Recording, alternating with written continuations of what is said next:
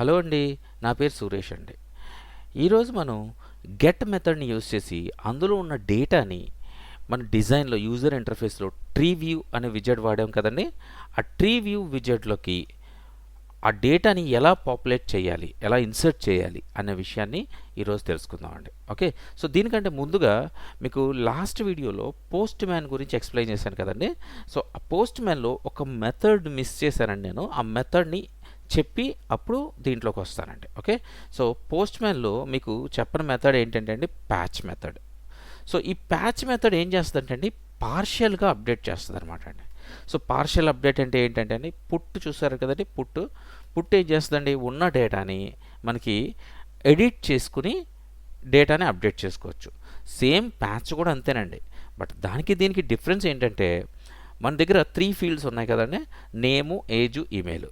So put method use చేసినప్పుడు ఇందులో ఏ ఒక్కటి మోడిఫై చేసినా కూడా 3 ఫీల్డ్స్ కూడా ఒకసారి రిక్వెస్ట్ సెండ్ చేయాలన్నమాట అండి.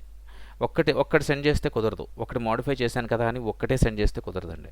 కానీ ప్యాచ్ మెథడ్కి వచ్చేసరికి మన దగ్గర ఒక్క ఫీల్డ్నే మోడిఫై చేయాలి అనుకుంటే ఒక్క ఫీల్డ్నే మోడిఫై చేయొచ్చు. చూడండి, ఇక్కడ నేమ్ అనేదాన్ని పెట్టాను. సో నేమ్ అనే దగ్గర నేను ఐడి 17 ఇస్తానండి. ఓకే, సో 17 ఎందుకు ఇచ్చానంటే ఒక్కసారి డేటాబేస్ ఓపెన్ చేసి చూపిస్తాను చూడండి. ఇదిగోండి, డేటాబేస్లో 17 వెంకట్ అని ఉందండి. సో 17 అనేది వెంకట్ అని ఉంది. సో ఈ వెంకట్ని మనీ కింద మార్చేస్తాను చూడండి. సో ఒక్కసారి మళ్ళీ పోస్ట్ మ్యాన్లోకి వెళ్దాం. సో పోస్ట్ మ్యాన్లో ఐడి నెంబర్ 17 అని ఇచ్చాను, నేమ్ వచ్చి మనీ అని పెట్టాను. ఓకే, సో సెండ్ చేస్తున్నానండి. సో అప్డేట్ అయిన వచ్చింది. ఒక్కసారి మళ్ళీ డేటాబేస్లో చెక్ చేద్దాం. అది కూడా మనీ కింద అప్డేట్ అయిపోయింది. చూసారా, మనీ కింద అప్డేట్ అయిపోయింది. సో అలాగా ఒక ఇండివిజువల్ ఫీల్డ్, ఈవెన్ ఏజ్ని కూడా అలాగే ఇండివిజువల్గా చేయొచ్చండి. వెంకటేష్@gmail.com అని చూస్తే అది కూడా చేయొచ్చు అనమాట. జస్ట్ మనం ఏం చేయక్కర్లేదండి, పోస్ట్ మ్యాన్లో ఏదైతే ఇది దీంతో యూజ్ చేయాలి అంటే చెప్తున్నాను, మన కోడ్తో యూజ్ చేయాలి అని అంటే ఏదో ఒకటి తీసుకొని చేసుకోవచ్చు అనమాట అండి. ఓకే, సో ఇప్పుడు ఇది ఉందనుకోండి, నేమ్ ఉందనుకోండి, ఈ నేమ్ని నేను ఇక్కడి నుంచి డిలీట్ చేసేయచ్చండి. ఇక్కడ డిలీట్ సింబల్ ఉంటుంది, డిలీట్ చేసేసి ఏజ్ ఉందనుకోండి, ఇప్పుడు నేను ఏజ్ తీసుకుంటాను. సో ఏజ్లో మామూలుగా అయితే డేటాబేస్లో మనీకి 25 ఉంది, దాన్ని 30 కింద అప్డేట్ చేయాలంటే జస్ట్ 30 వేస్తాను, ఇక్కడ సెండ్ చేస్తాను. ఇప్పుడు చూడండి, డేటాబేస్లో మనకి 25 ఉంది, ఇప్పుడు చూడండి, సో అది 30 అయిపోతుంది. అలాగే ఇండివిజువల్ ఫీల్డ్ని అప్డేట్ చేసుకోవచ్చు అనమాట ఈ మెథడ్ ద్వారా. ఓకే, సో ఐ థింక్ ఇప్పుడు మనకి పోస్ట్ మ్యాన్లో ఏమేమి మెథడ్స్ ఉంటాయి, అవి ఎలా పనిచేస్తాయి అనేది ఇప్పుడు క్లియర్గా అర్థమైందని నేను అనుకుంటున్నానండి. ఓకే, సో ఇప్పుడు మనం ఏదైతే గెట్ మెథడ్ అనుకున్నామో ఆ గెట్ మెథడ్ని యూజ్ చేసి దాంట్లో ఉన్న డేటాని మనకి ట్రీ వ్యూలోకి ఎలా ఇన్సర్ట్ చేయాలి అనే విషయాన్ని ఇప్పుడు తెలుసుకుందామండి. Okay, so first get method open చేద్దాము, రన్ చేస్తాను. సో దాన్ని సెండ్ కొట్టగానే మనకి ఇందులో రిజల్ట్ వచ్చినాయి. 1 2 3 4 5 6 వచ్చినాయి అండి. సో 6 ఉన్నాయండి. ఈ 6 కూడా మనకి ట్రీ వ్యూలోకి మనకి ఇన్సర్ట్ అవ్వాలి. సో ఓకే, సో ఇన్సర్ట్ అవ్వాలి. ఫస్ట్ మనం ఏం చేయాలంటే ఒక మెథడ్ తీసుకోవాలండి. సో దీన్ని క్లోజ్ చేసేస్తున్నానండి. ఓకే, ఒక మెథడ్ తీసుకుందాము, ఫెచ్ అని, డెఫ్ ఫెచ్ _data. ఓకే, సో ఇందులో మనం ముందుగా ఒక యూఆర్ఎల్ని ఏదైతే ఉందో మనకి డేటా రావడానికి యూఆర్ఎల్ ఉంది కదండి పోస్ట్ మ్యాన్లో, దాన్ని కాపీ చేసుకుని ఒక వేరియబుల్లోకి పెట్టుకుందామండి. ఓకే, సో యూఆర్ఎల్ అని ఒక వేరియబుల్ తీసుకున్నాను, దాంట్లో ఈ యూఆర్ఎల్ని పెట్టానండి. ఓకే, సో ఇప్పుడు ఈ యూఆర్ఎల్తో వర్క్ చేయాలి అంటే మనకి ఒక లైబ్రరీ అవసరం అండి. సో హెచ్టిటిపి మెథడ్స్ని వర్క్ చేయాలంటే ఖచ్చితంగా లైబ్రరీ ఉండాలి. ఆ లైబ్రరీ నేమ్ వచ్చి రిక్వెస్ట్ అండి. ఓకే, సో దాన్ని ఇంపోర్ట్ చేసుకుని మనం వర్క్ చేయాలి. సో ఇంపోర్ట్ రిక్వెస్ట్, సో దీంట్లోనే మనకి అన్నీ ఉంటాయండి. హెచ్టిటిపి మెథడ్స్ని గెట్ చేసుకోవాలి అని అంటే దీంట్లోనే ఉంటాయి. సో అందుకని ఖచ్చితంగా లైబ్రరీ అవసరం. ఓకే, సో ఇప్పుడు ఇంకొక వేరియబుల్ తీసుకుంటున్నానండి, రెస్పాన్స్ ఈక్వల్ టు, ఇప్పుడు మనం ఏదైతే లైబ్రరీ ఇంపోర్ట్ చేసామో ఆ లైబ్రరీ డాట్ గెట్ అని ఈ యూఆర్ఎల్ని ఇందులో పాస్ చేయాలండి. ఇప్పుడు రెస్పాన్స్లోకి మనకి డేటా వచ్చేసిందండి. సో వచ్చేసింది అని మనకి ఎలా తెలిసిద్ది అని అంటే అండి, ఇక్కడ చూడండి, ఒక ఫర్ లూప్ రాద్దాము. For I in response print I. ఇప్పుడు చూడండి, దీన్ని రన్ చేయడానికి ఇక్కడ మనం ఒక వేరియబుల్ తీసుకుందాము క్లాస్కి. So app dot fetch under score డేటాని కాల్ చేస్తానండి. సో రన్ చేద్దాం. చూసారా, ఇదిగో డేటా వచ్చేసింది. అయితే మనకి డేటా ఒక ఫార్మెట్ అయ్యి రాలా, ఇష్టం వచ్చినట్టు వచ్చింది. సో మనం దీన్ని ఒక కరెక్ట్గా డేటా ఎగ్జాక్ట్గా మనకు కావాల్సినట్టుగా రావాలి అని అంటే ఈ రెస్పాన్స్ ఏదైతే ఉందో దాన్ని జేసాన్లోకి కన్వర్ట్ చేయాలన్నమాట అండి. ఓకే, సో దాన్ని కన్వర్ట్ చేయడానికి ఏం చేయాలంటే అండి, ఇక్కడ ఇంకొక వేరియబుల్ తీసుకుంటున్నానండి, యూజర్స్ అని. యూజర్స్ ఈజ్ ఈక్వల్ టు ఈ రెస్పాన్స్ వచ్చింది కదండి, ఆ రెస్పాన్స్ డాట్ జేసాన్ డాట్ గెట్ అని. గెట్లోకి ఏం తెచ్చుకోవాలి, మనం ఈ పైన అయితే యూఆర్ఎల్ తెచ్చుకున్నాం, బట్ ఇక్కడ ఏం తెచ్చుకోవాలి అని అంటే అండి, మీరు ఒక్కసారి పోస్ట్ మ్యాన్ గమనిస్తే ఇక్కడ డేటా అంతా కూడా డిక్షనరీలో ఉందండి. ఇదిగోండి కర్లీ బ్రాకెట్ డేటా, మళ్ళీ కర్లీ బ్రాకెట్ అండ్ అలాగా ప్రతి డేటా కూడా డిక్షనరీలో ఉంది. బట్ ఈ డిక్షనరీస్ అన్నీ కూడా ఒక లిస్ట్లో ఉందండి. చూడండి ఇక్కడ లిస్ట్, ఇదిగోండి పైన కింద, ఇదిగోండి లిస్టు, చూసారా. అయితే ఈ లిస్ట్ అంతా కూడా యూజర్స్ అనే ఒక దాంట్లో ఉందండి. యూజర్స్ అనే ఒక కీ ఉంది. ఇది ఒక డిక్షనరీ అనమాట. అంటే ఒక డిక్షనరీలో ఒక లిస్టు, ఆ లిస్టులో మళ్ళీ డిక్షనరీస్ ఉన్నాయి. సో మనం ఎప్పుడైనా సరే ఇలాంటి వాటి మీద వర్క్ చేస్తున్నప్పుడు మనం డేటా ఎలా వస్తుంది అనేది ముందుగా స్టడీ చేయాలన్నమాట అండి. అంటే ఇక్కడ ఏం జరుగుతుందంటే చూడండి, ఫస్ట్ కర్లీ బ్రాకెట్స్ ఉంది. సో కర్లీ బ్రాకెట్లో యూజర్స్ అనే ఒక కీ ఉంది. ఓకే, ఆ కీలో ఇదంతా కూడా డేటా. ఓకే, సో అలాగే మళ్ళీ దాని లోపల ఒక లిస్ట్ ఉంది. ఆ లిస్ట్లో ఒక్కొక్క డిక్షనరీ ఉంది. ఆ లిస్ట్లో మళ్ళీ డిక్షనరీలో ఒక్కొక్క కీ ఉంది. ఆ కీకి ప్రతిదానికి వాల్యూ ఉంది. సో మనం ఇది స్టడీ చేసే మనం ప్రోగ్రామ్ రాయాలండి. ఓకే, సో ఇప్పుడు గెట్ చేయాల్సింది ఏంటంటే, మనం ఈ డిక్షనరీలోకి ఎంటర్ అయ్యాము, యూజర్స్ని గెట్ చేయాలి. ఓకే, సో ఇప్పుడు యూజర్స్ని అక్కడ ఇస్తే సరిపోతుందండి. చూడండి ఇక్కడ సింగిల్ కోట్స్లో కానీ డబుల్ కోట్స్లో కానీ యూజర్స్ అని చెప్పేసి ఎంటర్ చేయాలండి. ఎంటర్ చేసిన తర్వాత ఇది డేటా యూజర్స్లోకి వచ్చిందా లేదా అని తెలియటం కోసం మనం మళ్ళీ ఫర్ లూప్ రాద్దామండి. యూజర్స్లోకి యూజర్ అని రాశాను, యూజర్స్ కదా. Okay, users print I. So ఇప్పుడు డేటా ఎలా వస్తుందో మళ్ళీ ఒకసారి రన్ చేసి చెక్ చేద్దాం. ఎస్, మనకు కావాల్సిన ఫార్మాట్లోకి వచ్చేసింది డేటా. ఓకే, సో ఇప్పుడు మీరు గమనిస్తే కేవలం ఈ డిక్షనరీలు మాత్రమే వచ్చినాయి. మనకి ఆ పక్కనున్న ఆ లిస్ట్ రాలేదు, ఆ లిస్ట్ సింబల్ రాలేదు, అంటే స్క్వేర్ బ్రాకెట్స్ కనిపించట్లేదు. అలాగే కర్లీ బ్రాకెట్స్ టాప్ లెవెల్లో ఉన్న కర్లీ బ్రాకెట్స్ కూడా కనిపించట్లా. మనం లోపలికి వచ్చేసాం. ఓకే, లిస్ట్లోకి వచ్చేసాం. సో ఇప్పుడు ఈ లిస్ట్లో నుంచి మనం ఒక్కొక్క డేటాని ఆ టేబుల్ వ్యూలోకి ప్రింట్ చేసుకోవాలన్నమాట అండి. Okay, so table view print చేసుకోవాలి అని అంటే ఇక్కడ ఐ బదులు యూజర్స్ అని ఐ అని ఏదైతే ఇచ్చానో ఈ ఐ ఏదైతే ఉందో యూజర్స్ అని ఇద్దాము. అంటే మనకి యూజర్ అని ఎందుకు ఇస్తున్నానంటే అండి, క్లారిటీ కోసము. ఓకే, సో ఇక్కడ సెల్ఫ్ అండర్స్ dot tree, okay, dot insert అని ఇచ్చి, మనం ఇంతకుముందు వాడాము ఇది, ఇలాగే సేమ్ అలాగే వాడాలి ఇది స్టార్ట్ నుంచి ఎండ్కి. ఓకే, ఇందులో వాల్యూస్ ఏ వాల్యూస్ రావాలి అని అంటే వాల్యూస్ ఈక్వల్ టు రౌండ్ బ్రాకెట్స్లో మనం ఒక్కొక్క వాల్యూని ఎక్కడెక్కడ రావాలి అనేదాన్ని ఇక్కడ డిఫైన్ చేయాలన్నమాట. ఎలా చేయాలి అని అంటే అండి, యూజర్, ఓకే, స్క్వేర్ బ్రాకెట్స్లో మనకి కావాల్సింది ఫస్ట్ ఐడి, తర్వాత మళ్ళీ యూజర్ స్క్వేర్ బ్రాకెట్స్లో మనకు కావాల్సింది సింగిల్ కోట్స్లో ఏదైతే ఉందో అది పెట్టాలి, సింగిల్ కోట్స్లో నేమ్, అలాగే తర్వాత యూజర్స్ స్క్వేర్ బ్రాకెట్స్లో ఏజ్, అలాగే కామా యూజర్ స్క్వేర్ బ్రాకెట్లో సింగిల్ కోట్స్లో ఈమెయిల్. ఓకే, సో ఇప్పుడు డేటా అంతా కూడా మనకి ట్రీలోకి వచ్చేయాలండి. సో ట్రీలోకి వచ్చిందో లేదో ఒక్కసారి చెక్ చేద్దాము. సో దానికంటే ముందు మనకి ఇది అవసరం లేదు కదా, ఇది తీసేద్దాము.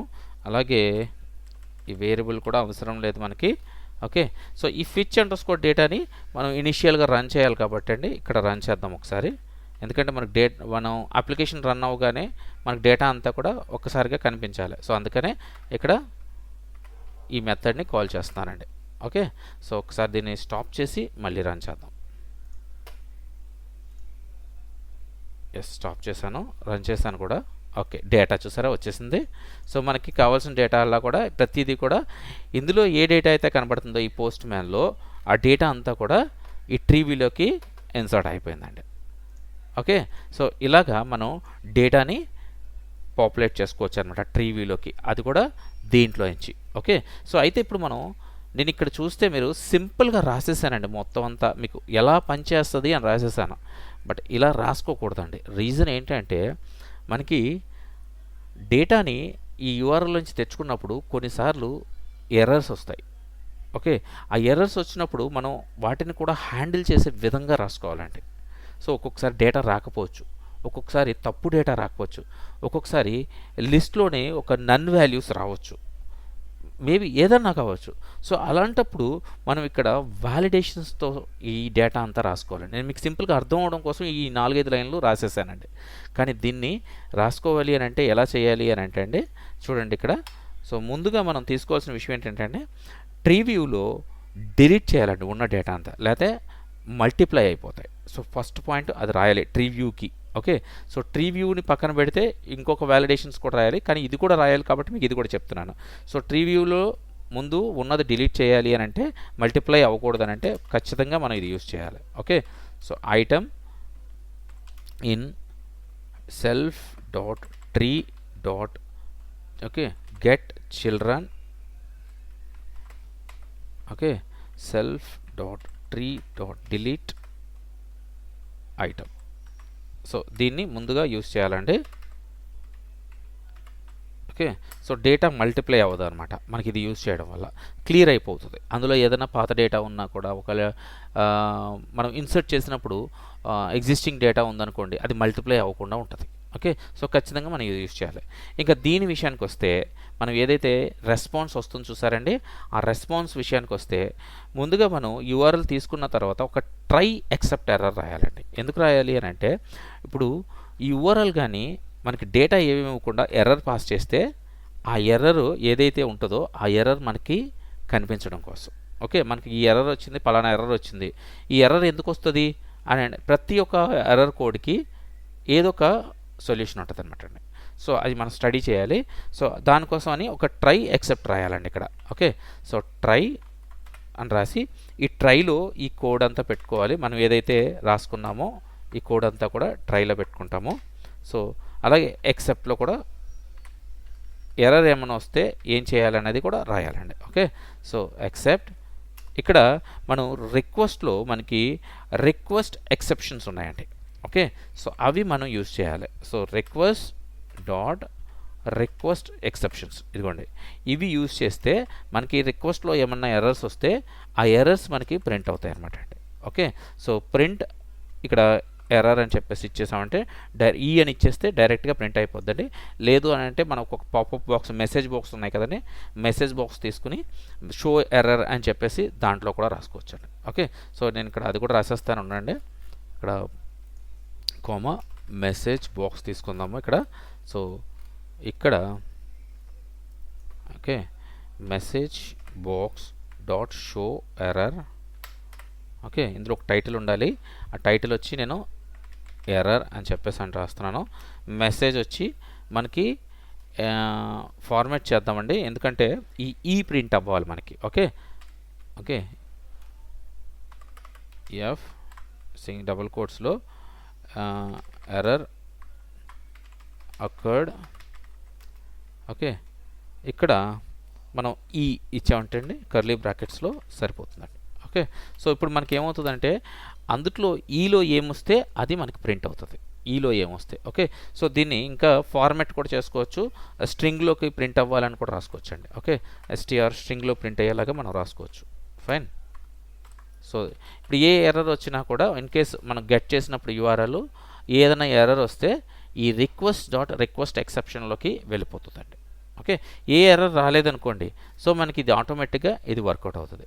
బట్ స్టిల్ ఇక్కడ ఇంకా రాయాల్సి వస్తుందండి. ఏంటంటే సో మనకి యూఆర్ఎల్లో ఏ ఎర్రర్ లేదు, బట్ రెస్పాన్స్లో ఎర్రర్ వచ్చిందనుకోండి, సో అప్పుడు మళ్ళీ డిఫరెంట్గా బిహేవ్ చేయాలి. సో రెస్పాన్స్ అనేది ఎలా ఉంటుందని అంటే కోడ్స్ ఉంటాయండి. సో జనరల్గా ఏ రెస్పాన్స్కైనా 200 కోడ్ ఉంటుంది, కానీ మనం ఏదైనా డేటాని పోస్ట్ చేస్తున్నాం అనుకోండి, అది 201 ఉంటుంది. సో కాబట్టి ఇప్పుడు మనం డేటాని గెట్ చేసుకుంటున్నాం కదండి, పోస్ట్ చేయట్లేదు కదా. సో మనం ఇక్కడ మనం చెక్ చేసుకోవాల్సిన విషయం ఏంటంటే మనకి 200 వచ్చిందా లేదా అనే విషయాన్ని చెక్ చేసుకోవాలండి. సో చెక్ చేసుకోవాలంటే ఇక్కడ ఒక ఇఫ్ కండిషన్ రాసుకోవాలి. If response okay dot status code అని ఉంటుంది. డబుల్ ఈక్వల్ టు 200 అయితే ఓకే. సో మనకి ఈ 200 అయినప్పుడు మాత్రమే ఈ ఈ కోడ్ అంతా కూడా రన్ అవ్వాలి, అలా పెట్టుకోవాలి మనం ఓకే. సో అలాగే దీనికి కూడా ఒక ఎల్స్ కండిషన్ రాసుకోవచ్చండి. సో ఎల్స్ కండిషన్ ఏంటి అని అంటే ఇన్ కేస్ ఆ 200 కోడ్ రాలేదనుకోండి, ఇప్పుడు ఏ కోడ్ వచ్చిందో మనకు తెలియాలి. సో అది రాసుకోవచ్చు అనమాట అండి. ఇది కూడా మెసేజ్ బాక్స్లో రాసుకోవచ్చు అండి. మెసేజ్ బాక్స్ షో ఎర్రర్, ఇందులో ఒక టైటిల్ ఎర్రర్ అని చెప్పేసి, లేకపోతే ఇంకోటి ఏదో అని చెప్పేసి రాసుకోవచ్చు, మన ఇష్టం, టైటిల్ ఏదైనా సరే ఓకే. సో ఇక్కడ సింగిల్ కోట్స్లో ఫార్మాట్ చేద్దాము. So failed to fetch users లేదా డేటా ఓకే, డేటా అని చెప్పి కర్లీ బ్రాకెట్స్లో మనకి ఏ కోడ్ వచ్చింది, రెస్పాన్స్ కోడ్ ఏదైతే వస్తుందో దాన్ని మనం ఇక్కడ ప్రింట్ చేస్తాం. సో రెస్పాన్స్ కోడ్ మనకెలా తెలుస్తుంది అని అనుకోవచ్చు. సో ఇక్కడ మనం రెస్పాన్స్ చూడండి, ఇక్కడ response status code is double equal to 200 అన్నాం. అంటే ఏంటంటే అండి, ఈ రిక్వెస్ట్ అనే మాడ్యూల్స్లో ఈ స్టేటస్ కోడ్ అనేవి ఉంటాయండి ఓకే. సో మనకి ఎర్రర్ ఏమైనా వస్తే ఆ స్టేటస్ కోడ్స్ ఆటోమేటిక్గా మనకు వచ్చేస్తాయి. సో జస్ట్ అది కాపీ చేసి మనం ఈ కర్లీ బ్రాకెట్స్లో ఇక్కడ పేస్ట్ చేసుకుంటే సరిపోద్దండి ఓకే. సో మనకు ఆటోమేటిక్గా ఏమైనా ఎర్రర్ వస్తే ఆ కోడ్ మనకి ప్రింట్ అయిపోతుంది అనమాట. సో మనం కోడ్ని ఇలా ఆర్గనైజ్ చేసుకోవాలండి. సో దీనివల్ల ఏంటంటే మనకి మల్టిపుల్ ఎర్రర్స్ ఎక్కడన్నా క్రియేట్ అయితే మనకు ఆటోమేటిక్గా వచ్చిన ఎర్రర్ని బట్టి మనం దాని యొక్క యాక్షన్ తీసుకోవచ్చు అనమాట ఓకే. సో ఐ థింక్ మీకు అర్థమైందని ఇప్పుడు అనుకుంటున్నానండి. సో డేటాని ఎలా ఫెచ్ చేయాలి అనే విషయాన్ని ఒక యూఆర్ఎల్ దగ్గర నుంచి, అంటే ఏపీఐ యూఆర్ఎల్ దగ్గర నుంచి ఎలా ఫెచ్ చేయాలి, దాన్ని తీసుకెళ్ళి ట్రీ వ్యూలోకి ఎలా ఇన్సర్ట్ చేయాలి అన్న విషయం మీకు అర్థమైందని నేను అనుకుంటున్నానండి. సో ఒక్కసారి మనం రన్ చేద్దాము, అసలు ఆ డేటా వచ్చిందా లేదో కూడా తెలియాలి కదా. ఇప్పుడు ఇంత రాసాము, ఎస్ వచ్చిందండి ఓకే. సో మనకి ఇప్పుడు క్లియర్గా ప్రతిదీ కూడా వ్యాలిడేషన్స్తో ఒక డేటా, ఒక ఏపీఐ యూఆర్ఎల్ని ఎలా కాల్ చేసుకోవాలి అన్న విషయాన్ని తెలిసిందని నేను అనుకుంటున్నాను. ఇన్ కేస్ ఏమైనా డౌట్స్ ఉంటే దయచేసి కామెంట్ చేయండి. ఓకేనండి, బాయ్ అండి.